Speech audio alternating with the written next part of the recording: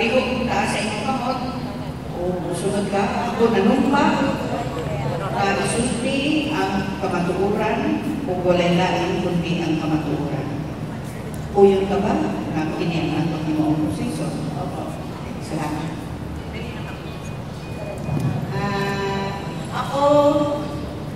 Ako si Rosita Capion, na isa ka anak ko ni Pongsulong Lord Capion.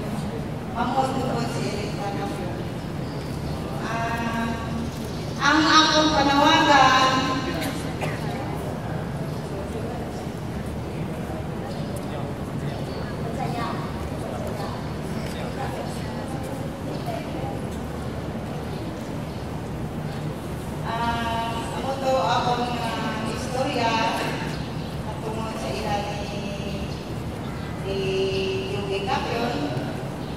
sa pagmasakit sa ilan na dapat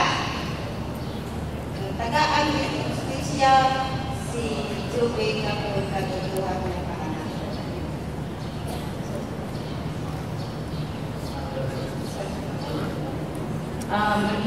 Katong imo nga kita ang isip sa estilo kunya na lang ang imong panawagan unsa ang imong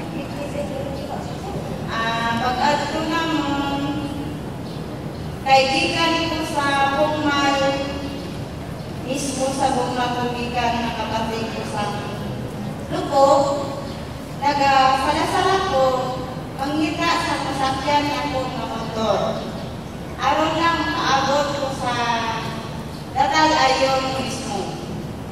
Pag-abot ko sa Datal Ayon nagdalagan ni ato sa balay ni Joey Capion sa iyang uma.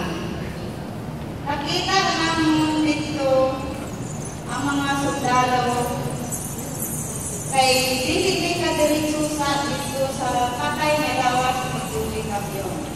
Kaya ginatugan kami sa mga sundalo na ayaw sa mamuduol dito kay may kalaban daw sa bigat. Kadali lang. Kung sa kalayo ang kalayo hindi nasa kita ko ang krimen. Sa sa bugikan.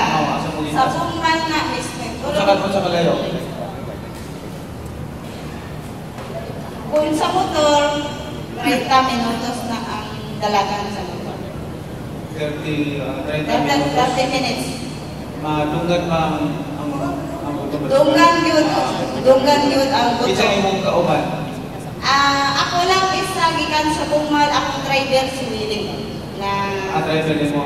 Oo, akong driver. Kaningon mo nga kami, so nakikauban. Pag abot sa Datal Ayon, ako'y kauban. Siyempre, sila Eileen, si Daisy, daghan halos tanan ang mga babae. Dito na Sige. Padayon. Anak ka sa...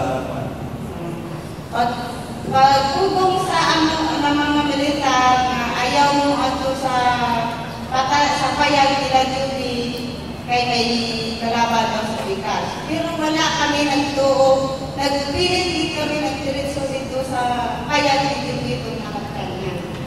Amo to ako nakita tatlong kabata, duha kabata na patay pagpatay si Joey. Naghilak-hilak din ni pag ginaistoryahan din naman sila mga sundalo na wala din kamusang awa sa duha kabata. Ano ang pinalaman nila sa kay Dagat Capion? Wala silang pinalaman. Wala sila nag-istorya sa amo. Nagaling-lingkod lang sila. Wala na ang lahat sa ilaha. Ang walang salamat.